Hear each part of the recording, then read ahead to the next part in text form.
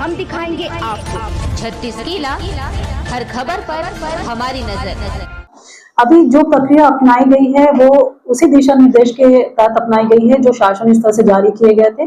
सारे निर्देशों का पालन किया गया है और आगामी समय पे भी जो शासन निर्देश देगी उस निर्देशों का पालन करते हुए हम प्रक्रिया को आगे बढ़ाएंगे। उसमें दावापत्ती का उपयोग नहीं, शब्द का उपयोग नहीं किया गया था जो शासन ने किया था।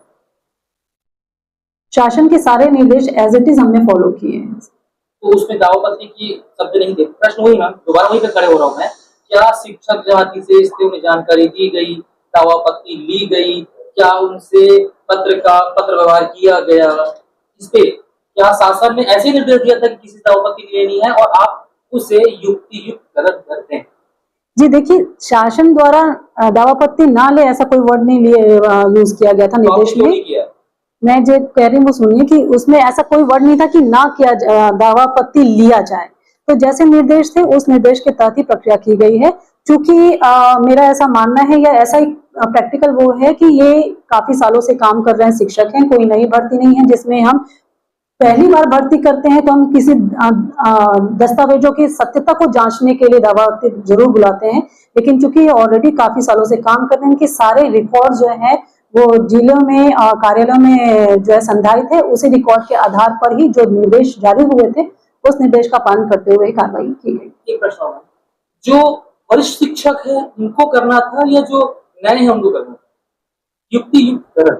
देखिए, युक्तियुक्तकरण के दो पार्ट है, उसको एकदम क्लियर समझ लीजिए। युक्तियुक्तकरण के दो पार्ट है। पहले तो हमें शिक्षकों को चिन्हांकित करना है कि कौन से शिक्षक अतिशेष में है, उसके बाद फिर उनकी पदस्थापना करनी है। तो वरिष्ठ को करना है कि जो जी मैं वो बता रही हूँ, आप उसको एकदम स्पष्ट समझिए। मैं जो बता रही हूँ उसको स्टेप बाय स्टेप ही बता रही हूँ। दो स्टेप था, पहले चिन्हांकित करना कि अतिशेष पे कौन से टीचर हैं और फिर उन अतिशेष टीचरों को पदस्थापना करना। तो जब टीचरों का अतिशेष में चिन्हांकन किया गया उसमें निर्देश स्पष्ट था कि जिस शालाओं में जो टीचर बाद में पदस्थ हुए हैं उन्हें अतिशेष माना जाए। तो वो अतिशेष जब चिन्हांकित हो गए तो पदस्थापना करते समय वरिष्ठता का ध्यान रखा गया है, जो कि निर्देश में स्पष्ट था कि जो वरिष्ठ हैं उनको पहला मौका दिया जाए कि काउंसलिंग में वो अपने स्थान का चयन कर सके। इसकी जानकारी दी गई होगी शिक्षकों को? डेफिनेटली दी गई है। अंबागढ़ चौकी ब्लॉक में कौड़ी कसम सिद्दीकी मैडम सबसे सीनियर है, उन्हें ही युक्तियुक्तकरण कर दिया गया। रेखा का 18 में आशीष नाम के शिक्षक उन्हें कर दिया गया। जी मैं आपको फिर से बता रही हूँ, आपके लिए वरिष्ठता का क्या क्राइटेरिया है वो आपको या हम सबको समझना पड़ेगा।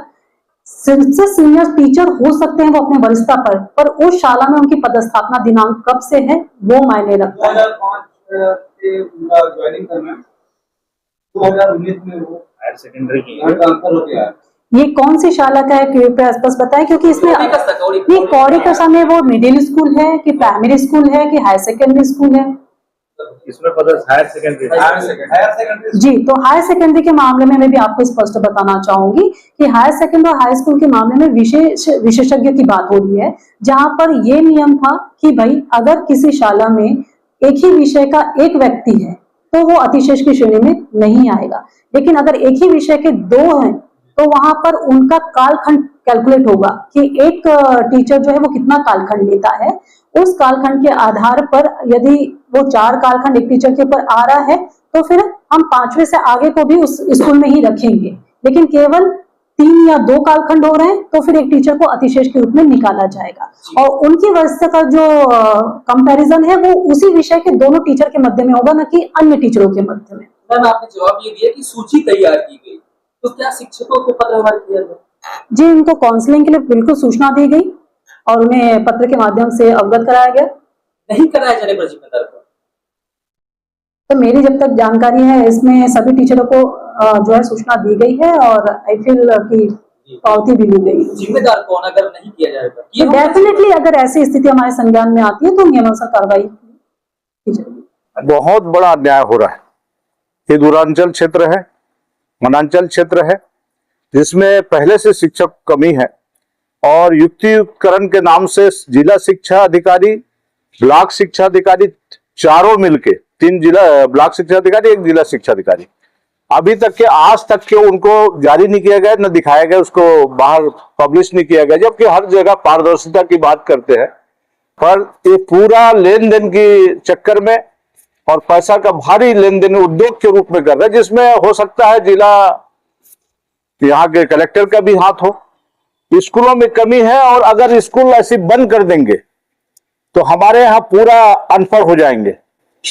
तो इनका पूरा मानसिकता, भाजपा शासन काल की मानसिकता ये है कि पढ़ने लिखने मत आए, नौकरी देना ना पड़े। इसके चलते जिला शिक्षा अधिकारी और ब्लॉक शिक्षा अधिकारी पूरा एक टीम बना के, गिरोह बना के काम कर रहे हैं।